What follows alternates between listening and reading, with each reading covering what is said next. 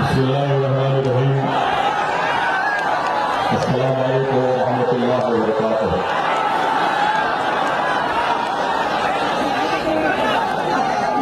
बिहार प्रदेश के मजलिस इत्तेहादुल मुस्लिमीन के सदर मोहतरम बरादरान जनाब अख्तर इमरान साहब, शेर नशीन तशरीफ फरमा मुताल्लिका रुकन असेंबली मोहतरम जनाब कमरुल हुदा साहब, हमारे मेहमान जनाब अब्दुल रहमान साहब,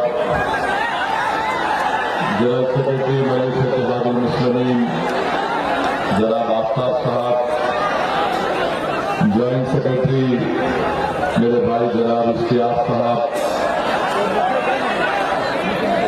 प्रोफेसर आलोक यादव साहब, मुखिया राजेंद्र साहब, मोहतरम जनाब मनोज कुमार भारती साहब, मेरे अजीज दोस्तों और बुजुर्गों, संविधान बचाओ देश बचाओ के अभियान से आज आप और हम यहाँ पर जमा हुए हैं। मैं आप तमाम का दिल की गहराइयों से शुक्रिया अदा करता हूँ कि आपने अपना कीमती वक्त निकालकर आज के इस एहतजाजी जलसे में शिरकत करके आप और हमने इस काले कानून के खिलाफ, जिसको दिल्ली की मोदी हुकूमत ने इसको बनाया, जिसकी तारीफ बिहार के मुख्यमंत्री वजीर आला नीतीश कुमार ने की, हमारा यहाँ पर जमा होना इस बात तक पैगाम देते हैं कि हम इस काले कानून के खिलाफ हैं। बैठ जाइए।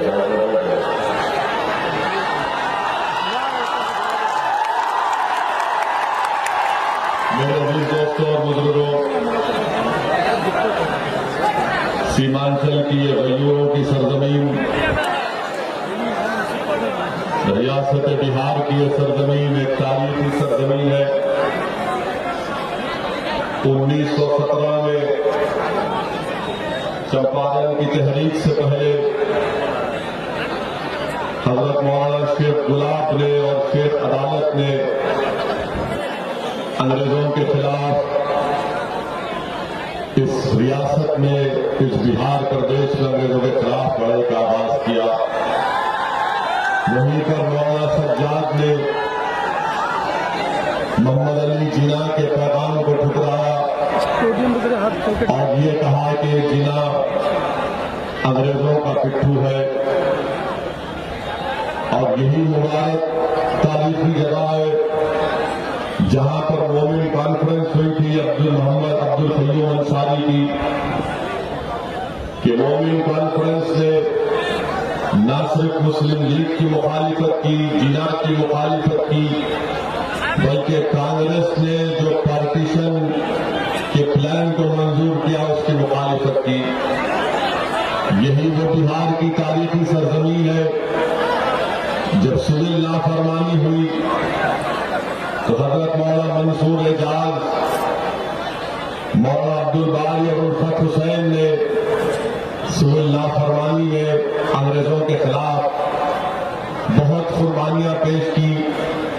यही बिहार की तारीखी सरजमीन है जहां पर खानकाए वजूद पूजी किया और खानकाए रहमानिया के बुजुर्गों ने इस मुल्क को आजाद कराने के लिए अपनी बड़ी बड़ी कुर्बानियों को पेश किया।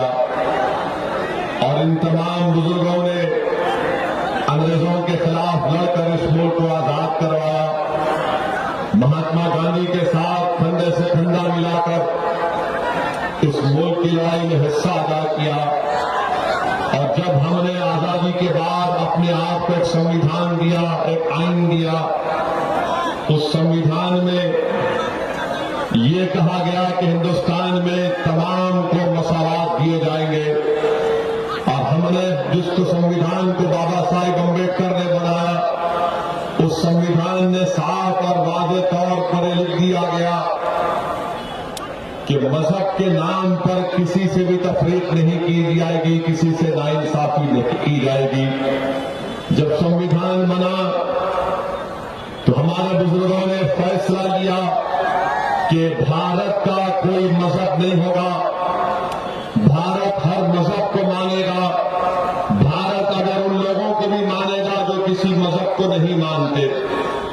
मेरे अजीज दोस्तों और बुजुर्गों, ये वो मुल्क है सारी दुनिया में एक मुनफरिद मुल्क है जहां पर बेशुमार मज़ाहिब के मानने वाले रहते हैं, बेशुमार बोलियां बोली जाती है, हजारों की तादाद में तहजीब है, मगर इस भारत का ना तो कोई एक तहजीब है ना तो कोई एक मजहब है। ये भारत की खूबसूरती और उसकी ताकत है। मगर हमारे मुल्क के वजीर आजम ने सिटीजन अमेंडमेंट एक्ट, शहरियत तरमीमी कानून को बनाकर एक ऐसा काला कानून बनाया कि जो काम बाबा साहेब अम्बेडकर ने नहीं सोचा, जो काम नेहरू ने नहीं सोचा, जो काम इस बिहार के राजेंद्र प्रसाद साहब ने नहीं सोचा, वो काम हिंदुस्तान के मौजूदा वजीर आजम नरेंद्र मोदी ने कर दिया कि मजहब की बुनियाद पर मुल्क को चलाने का काम। और सिटीजन अमेंडमेंट कानून, शहरियत तरमीमी कानून को बनाकर नरेंद्र मोदी की सरकार ने, जिसका बिहार के वजीर आला नीतीश कुमार साहब ने साथ दिया, मैं आज किशनगंज से, सीमांचल की गैयरों की सरजमीन से बड़ी जिम्मेदारी के साथ अर्ज कर रहा हूं कि ये जो सिटीजन अमेंडमेंट कानून बनाया गया, ये दोबारा इस मुल्क को पार्टीशन की राह की तरफ लेकर जाता है।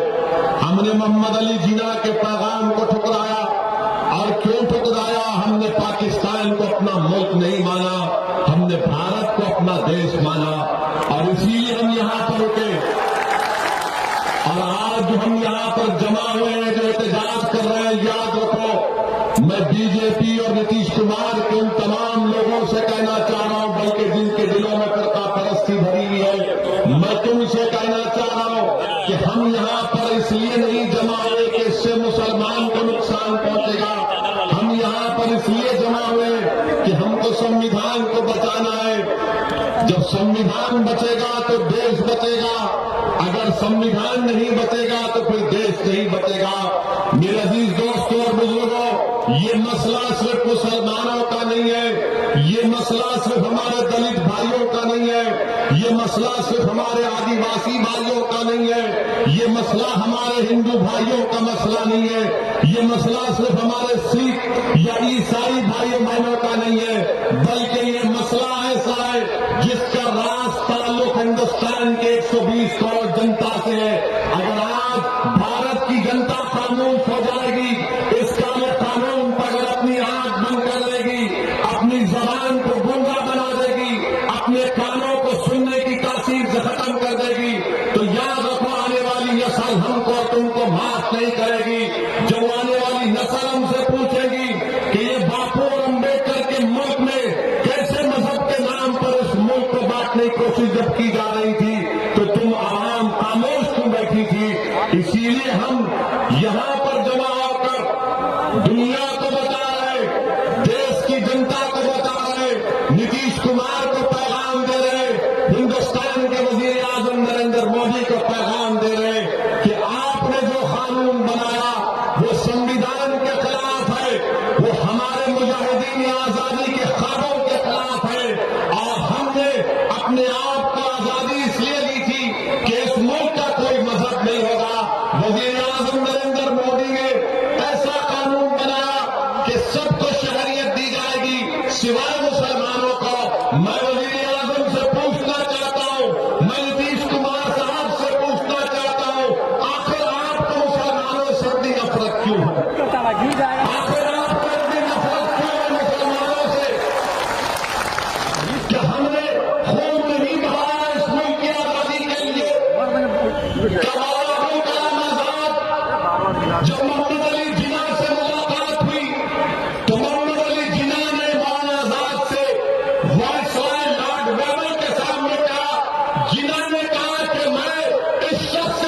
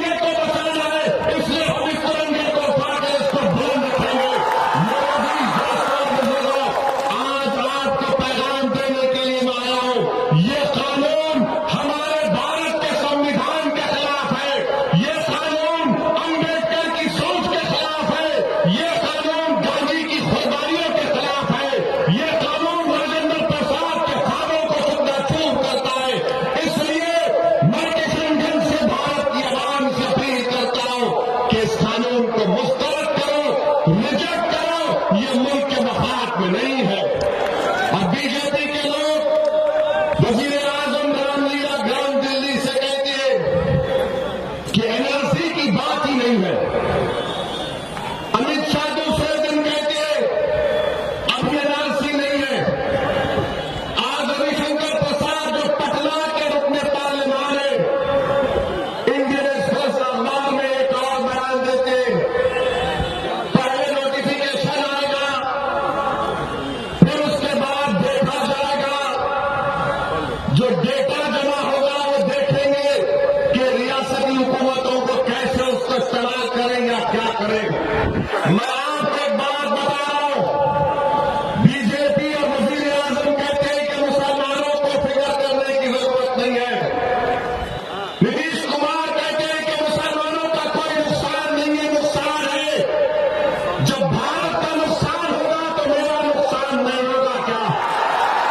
जब भारत के संविधान की गलियां उड़ाई जाएंगी तो मुझे नुकसान नहीं पहुंचेगा। मैं पार्लियामेंट में भी इस सवाल को उठाया और आज आपके दरमियान में खड़ा होकर इस सवाल को उठा रहा हूं। बताओ वजीर आजम, बताओ बिहार के चीफ मिनिस्टर, आसाम में एनआरसी हुई और 19 लाख अवाम के नाम आसाम के एनआरसी में नहीं आए, जिसमें से 5 लाख मुसलमान, बाकी हमारे गैर मुस्लिम भाई और बहन है। क्या बीजेपी ने यह प्रोग्राम नहीं बनाया कि आसाम में मुसलमानों को छोड़कर खासतौर से 5,40,000 जो हमारे आसाम में हमारे हिंदू भाई जो बंगाली जबान बोलते हैं, उनको भारत की शहरियत दी जाएगी, नागरिकता दी जाएगी।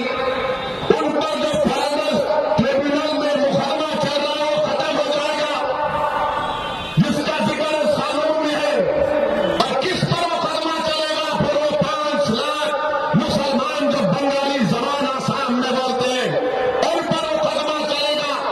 उनको डिटेंशन कैंप में डाला जाएगा।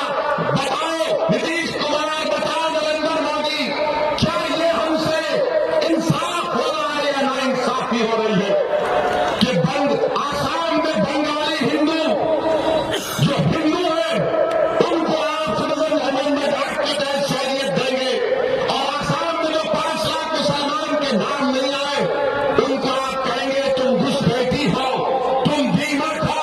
अरे ये तुम्हारी नाइंसाफी है। तुम मजहब के नाम पर मुल्क को बांट रहे हो और इसीलिए हम इसके खिलाफ आवाज उठा रहे, एहतजाज कर रहे हैं। आसाम में मेरे भाई, मेरे अल्फाज नहीं है, आसाम के फाइनेंस मिनिस्टर हेमंत बिस्वा शर्मा का नाम देख लो गूगल पर जाकर, एक नहीं 78 बयान मिलेंगे कि हेमंत बिस्वा शर्मा कह रहा है कि जो 5,40,000 हिंदू बंगाली, उनको डरने की जरूरत नहीं है। सिटीजन अमेंडमेंट एक्ट के तहत हम उनको शहरियत दे देंगे। खुद अमित शाह ने पार्लियामेंट में मेरा नाम लेकर कहा कि ओवैसी जी आप सुन लीजिए कि देश में एनआरसी आएगा। यह अमित शाह साहब का बयान है। और फिर अमित शाह कहते हैं कि नहीं, एनपीआर में और एनआरसी में फर्क नहीं है। यकीनन मैं अमित शाह साहब की तरह इतना पढ़ा लिखा नहीं हूं। मैं बहुत पढ़ा लिखा हूं, मगर जो एनपीआर और एनआरसी का जो रूल्स का कानून है वो दोनों के लिए है। एनपीआर का कानून, एनआरसी का कानून वो 2003 रूल्स के तहत आता है।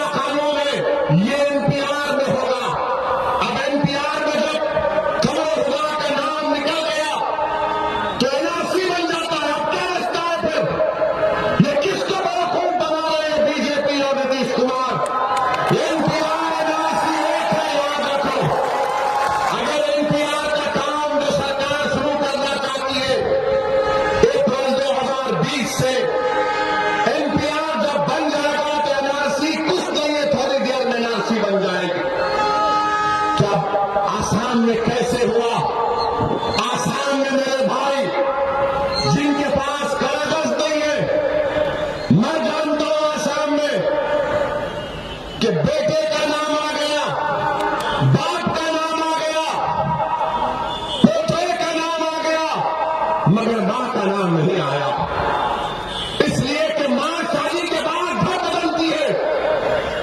यह मसला हमारे महिलाओं को सबसे ज्यादा मुतासिर करेगा, चाहे वो मुसलमान हो या ना हो। कहां से लाकर बताएंगे? ये एनपीआर में जैसा कि अभी हमारे पूना से मुंबई से आए और मेहमान ने कहा कि क्यों पूछ रहे आप हमसे पासपोर्ट, हमसे सेलफोन नंबर, आधार, मेरे माँ बाप कब पैदा हुए, उनकी तारीख पैदाइश क्या है? इसलिए कि भारत में जो कानून है वो ये है कि अगर 87 से पहले कोई पैदा हुआ तो भारत का शहरी, 87 और दिसंबर के दरमियान में जो पैदा हुआ तो कम से कम उसकी एक वालिद या मां भारत की शहरी होनी चाहिए तो शहरियत मिलेगी। और 2004 के बाद अगर दोनों मां बाप हिंदुस्तान के शहरी नहीं तो किसी को भी शहरियत नहीं दी जाएगी। यह कानून है। अब आज रविशंकर प्रसाद इंडियन एक्सप्रेस सरकार में कंफ्यूज करने के लिए, भारत के अवाम को, जनता को बेवकूफ बनाने के लिए एक औरत बयान देती है। रोज एक एक बयान आता है, कभी नकवी साहब कुछ कहते हैं तो कभी रविशंकर प्रसाद कुछ कहते हैं, कभी अमित शाह कुछ कहते हैं, कभी नीतीश कुमार कुछ कहते हैं, कभी वजीर आजम अपनी मन की बात में हमेशा कुछ ना कुछ नई बात करके चले जाते हैं। ये कानून अगर आएगा, ये सीमांचल का इलाका है, याद रखो। झारखंड के एक एमपी बीजेपी के जिनका नाम निशिकांत दुबे है, निशिकांत दुबे ने आज से जब पिछले पार्लियामेंट के सेशन में उत्तर खड़ा था कि सीमांचल में मुसलमानों की बहुत आबादी बढ़ रही है, इसकी क्या वजह है? जाकर देखो, यह आपको तकलीफ पहुंचाने वाला कानून है, क्योंकि बांग्लादेश का बॉर्डर है। बांग्लादेश का बॉर्डर है तो समझते हैं कि पूरे हम वहां से आए नहीं आए। अरे यहां पर जो किशनगंज में, सीमांचल में जितने कब्रस्तान है, अगर अल्लाह उन कब्रस्तानों में लेते हुए मुर्दों को अगर अल्लाह ताकत देगा तो पुकार कर करेंगे जो सीना तान के हमारे बुजुर्ग सो रहे कि हम इस देश में पैदा हुए, इसी देश में आज सो रहे हैं। मगर ये सबसे ज्यादा तकलीफ यहां पर की जाएगी तो कल कोई बीजेपी का लोग कहेंगे, अरे क्या कह रहे हो इसी तुम? क्या कोई गवर्नमेंट का मुलाजिम किसी को लिख देगा खबरों खुदा को? मेरे दोस्त, हमारे भारत में एक जगह है पुडुचेरी, जहां पर हमारी एक बेटी ने गोल्ड मेडल जीता, गोल्ड मेडल जीता। उसको सदर जमहूरिया से गोल्ड मेडल और डिग्री लेने की इजाजत इसलिए नहीं दी गई क्योंकि हमारी बेटी हिजाब पहनी हुई थी। हमारी बेटी हिजाब पहनी हुई थी। वो मुसलमान थी मगर देश की बेटी भी तो है, क्योंकि सर पर हिजाब था तो नफरत निकल कर आ गई, कहा कि नहीं एहतजाज करेगी। जब कोई मेरे घर पर आएगा उसके दिलो दिमाग में भी नफरत होगी और किसी को भी डाउन फलक दिया जाएगा। बताओ आप क्या करेंगे? आप डिटेंशन, प्राइम मिनिस्टर वजीर आजम ने कहा रामलीला ग्राउंड में डिटेंशन कैंप नहीं है, फिर से नरेंद्र मोदी ने देश को गुमराह कर बयान दिया। डिटेंशन कैंप आसाम में, डिटेंशन कैंप आसाम में, और कैसे 8-8 साल 7-7 साल से डिटेंशन कैंप में लोग सड़ रहे। अगर खबरों खुदा का नाम आ भी गया तो रजिस्ट्रार लगाना जाकर किसी एक गवर्नमेंट के दफ्तर में और वहां पर बीजेपी के लोग जाकर उस पर भी ऑब्जेक्शन डालेंगे, अपना एतराज डालेंगे कि नहीं नहीं हमको शिकायत है कि खबरों खुदा के नाम को कैसे आ गया। यह आसाम में हुआ, यह कानून में है, 2003 रूल्स में, और बीजेपी देश की जनता को गुमराह कर रही है। मेरे अजीज दोस्तों और बुजुर्गों, ये काला कानून है जो देश के लिए अच्छा नहीं है, इसको मुस्तरद करना है। ये याद रखिए, हमको कोई एतराज नहीं है कि पाकिस्तान से हमारे हिंदू भाई आते हैं, कि बांग्लादेश से हमारे हिंदू भाई आते हैं, तो अफगानिस्तान से हमारे हिंदू भाई आते हैं। आइए, उनको आप दीजिए, रेफ्यूजी का स्टेटस दीजिए, मगर ये कौन सी बात है कि मजहब की बुनियाद पर कानून बना दिया जाए? मुझे हम इस बात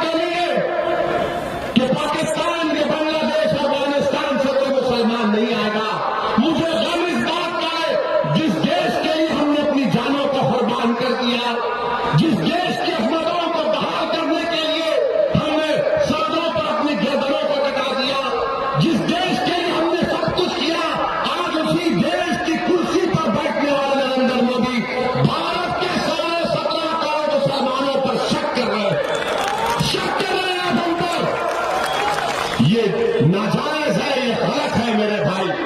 मैं सलाम करता हूं हमारे अब्दुल रहमान साहब का, जिनकी 15 साल की अभी सर्विस बाकी थी।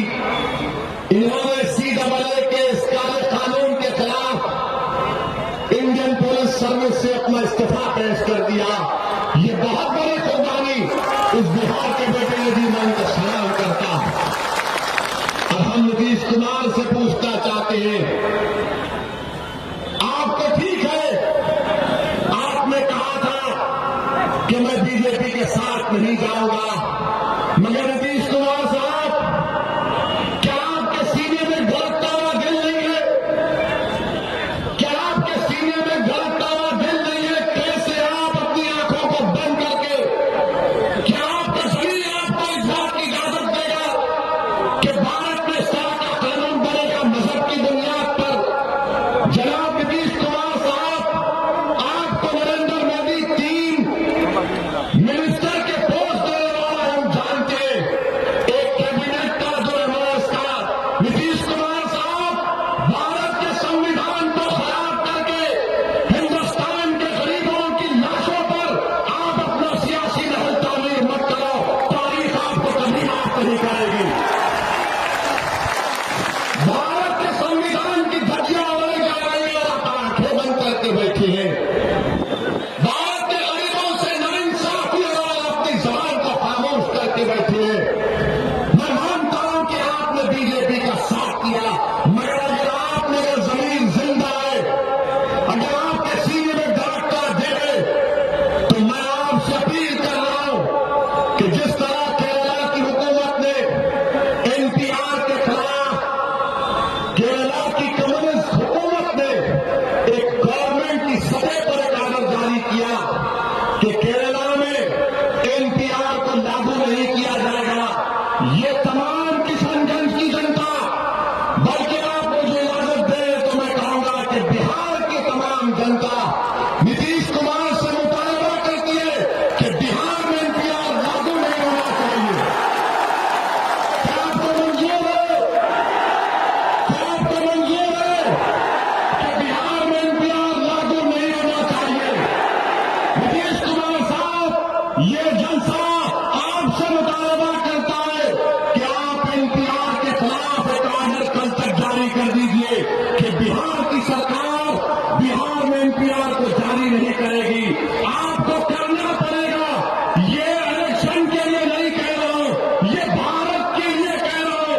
अंबेडकर अगर गांधी से आपको मोहब्बत है, राजेंद्र प्रसाद का नाम नीतीश कुमार लेते हैं, तो सुनो नीतीश कुमार, जब भारत का आईन बन रहा था, जब भारत के आईन को तमहीद बनाया जा रहा था, तो उस वक्त एक HV कामत साहब थे जिन्होंने कहा था कि जब आईन लिखा जाएगा, आईन की तमहीद लिखी जाएगी, तो भगवान और खुदा के नाम से लिखा जाएगा। तो राजेंद्र प्रसाद साहब ने जाकर HV कामत से कहा कि नहीं नहीं, तमहीद का आगाज भगवान या खुदा के नाम से नहीं हो सकता है। तो एक नहीं 9 मरतबा सरकार ने पार्लियामेंट में कहा कि NPR NRC एक ही है।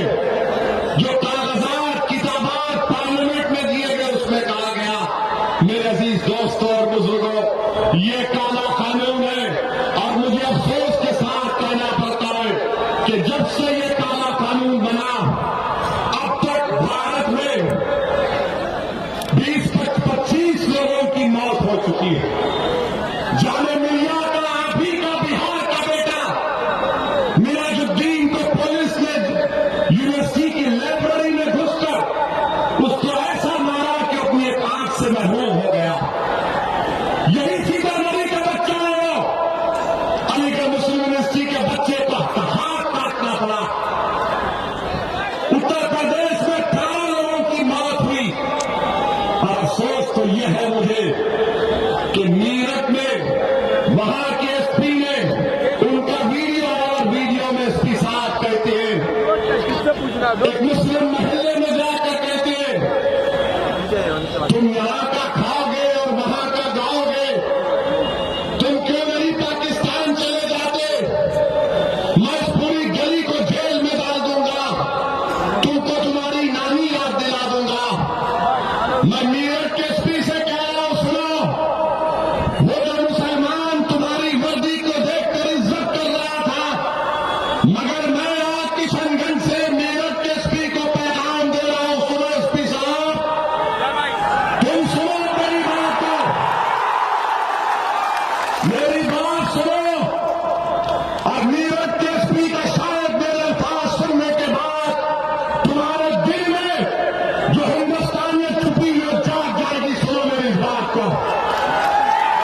एसपी साहब, मीरठ वो सरजमीन है जहां पर हिंदू और मुसलमानों में जो अंग्रेजों के सिपाही थे, जब उनको पता चला कि बंदूक की कारतूस पर गाय की चर्बी लगती है, सूअर की चर्बी लगती है, और कारतूस कराने से पहले उसको अपने मुंह से तोड़ना पड़ता है, तो अंग्रेज फौज के हिंदू और मुसलमान सिपाहियों ने मीरठ की तारीखी सरजमीन पर इन्होंने बगावत बुलंद किया, अंग्रेजों की ईंट से ईंट बजा दी, और वो सिपाही हिंदू और मुसलमान मिलकर दिल्ली को जाते हैं, बहादुर शाह जफर से कहते हैं, बहादुर शाह जफर, अब इंकलाब उभरता हो चुका है, आप इसकी क़यादत करिए।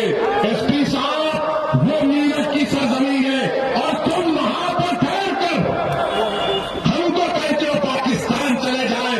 अरे एसपी साहब, अंग्रेजों को गोली हमने मारी थी, हिंदू मुसलमान ने मिलकर मीरठ में मारी थी। आपकी हिम्मत कैसे हुई कि तुम हमारी वफादारियों पर शक करते हो? मुसलमान दिख गया तो पाकिस्तान तुमको याद आ गया, मुसलमान दिखा तो तुमको मीरठ की अजीम कुर्बानी की याद नहीं। एसपी साहब, मुसलमान दिखा तो तुमको मौलाना आजाद क्यों नहीं याद आए? मुसलमान दिखा तो तुमको जौहर बरदरान की याद नहीं आए? अरे बताओ, वही तो उस सरजमीन के बेटे हैं। ये मीरठ की तारीख है, और मीरठ का एसपी मुसलमानों के बस्ती में जाकर कहता है कि तुमको पाकिस्तान चले जाओ। अरे पाकिस्तान हम उस वक्त नहीं गए तो अब क्यों जाएंगे? सुनो एसपी साहब, तुम अगर हमको लाइन में खड़ा करके गोलियां मार भी दोगे, तुम्हारी गोलियां खत्म हो जाएंगी, मगर हम इस मुल्क को नहीं छोड़ने वाले इंशाअल्लाह। अब दोबारा हिजरत नहीं होगी, सुनो संगियों, अब दोबारा हिजरत नहीं होगी। अगर मैंने अपनी मां का दूध पिया है, अगर मैं अपने बाप का बेटा हूं, तो तुमसे लड़ूंगा, जमहूरी तरीके से तुमसे मुकाबला करूंगा। हम हर चीज कुर्बान कर देंगे इस भारत के लिए। अरे हमारा तो ईमान ये है कि जो पैदा होता है वो अपनी रिस्क को लिखा कर लाकर अपना मौत का वक्त लिखा कर लाता है। 18 लोगों को गोलियां मार दी गई। एक बच्चा मोहम्मद सलमान यूपीएससी की तैयारी कर रहा था, जिस तरह हमारे भाई आईपीएस थे। उसकी मां कहती है कि मेरा बेटा सुबह 5 बजे उठता और रात के 12 बजे तक पढ़ता, बीच में नमाज के लिए वक्त पाले। वो बच्चा अपने घर से निकला, गोली मार दी, पुलिस वाले अरेस्ट कर लेकर गए। 18 लोगों की अमवात, वीडियोज है सोशल मीडिया पर कि उत्तर प्रदेश की पुलिस मस्जिद के आईने तोड़ रही है, गाड़ी के आईने तोड़ रही है, और उत्तर प्रदेश के मुख्यमंत्री योगी कहती है कि हम इनसे पैसा लेंगे, हम इनकी दुकानों को सील करेंगे, इनकी कारोबार को जब्त करेंगे। मैं उत्तर प्रदेश के चीफ मिनिस्टर को भी पैगाम देना चाहता हूं, योगी साहब, बुलंदशहर में एक पुलिस का इंस्पेक्टर, बुलंदशहर में एक पुलिस का इंस्पेक्टर वर्दी पहना हुआ था, उसको भीड़ ने गोली मारकर उसको शहीद कर दिया।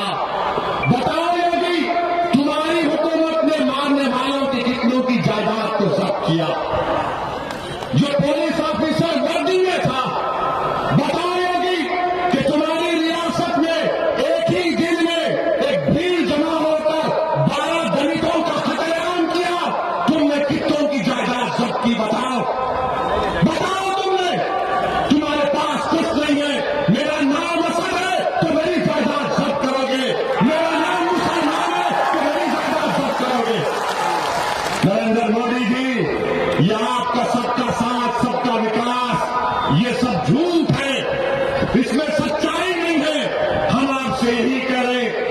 संविधान को आप मानते हैं, इस कानून को वापस लेना पड़ेगा इस सरकार को। ये गलत कानून है। मैं आज के जलसे से भारत के तमाम कॉलेजेस और यूनिवर्सिटीज में पढ़ने वाले तुर्क और तलबात को सलाम करता हूं। तो इन नौजवानों ने इस काले कानून के खिलाफ लड़ाई का आगाज किया। आप जहां कहीं भी जो जगह कर रहे हैं, हम आपके साथ हैं, हमारी दुआएं आपके साथ हैं।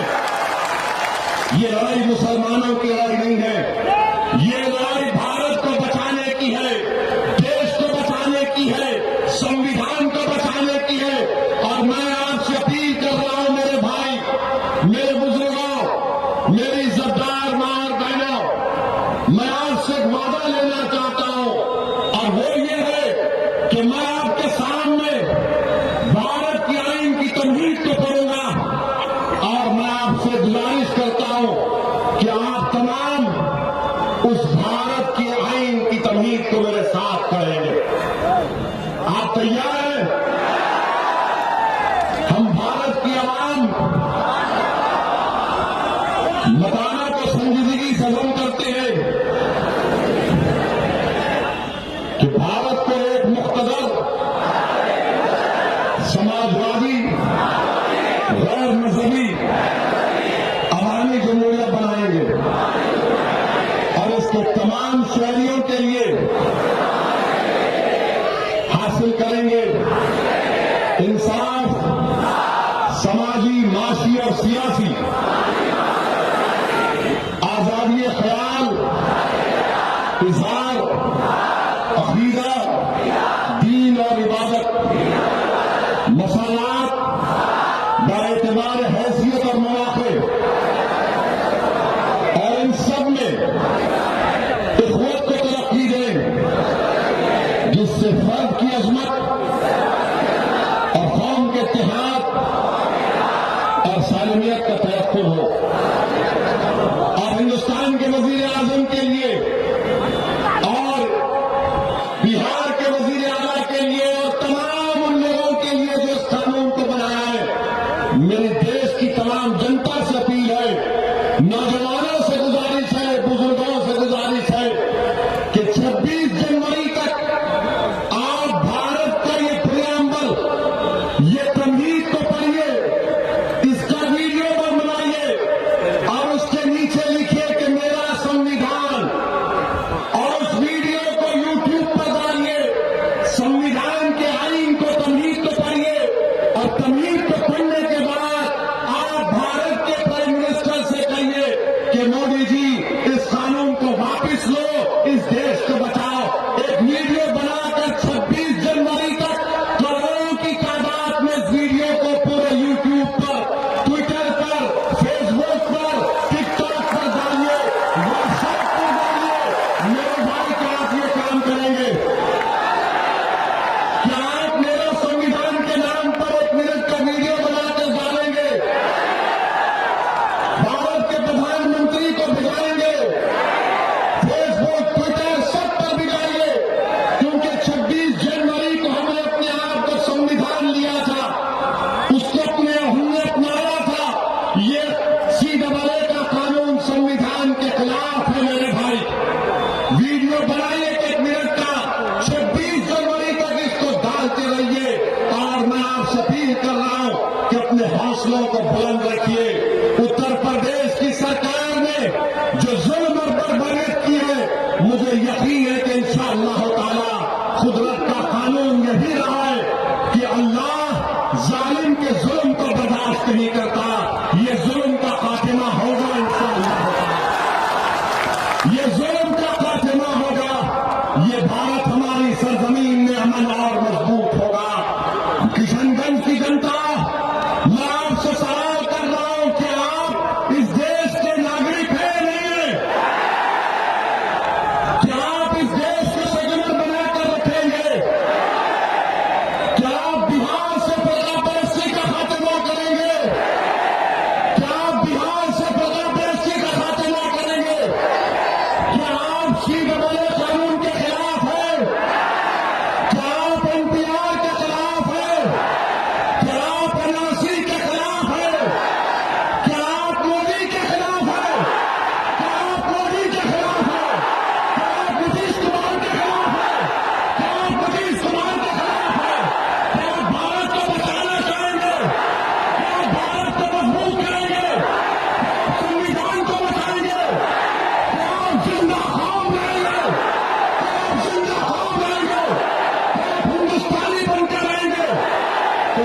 सब चीज तुमने नारा मार कर कह दिया तो मेहनत और जुस्तजू करना है, तशद्दुद कहीं पर नहीं होना चाहिए। मेरे भाई अख्तरुल ईमान ने सही कहा कि अमन से लड़ाई लड़ना पड़ेगा, ये आसान जंग नहीं है।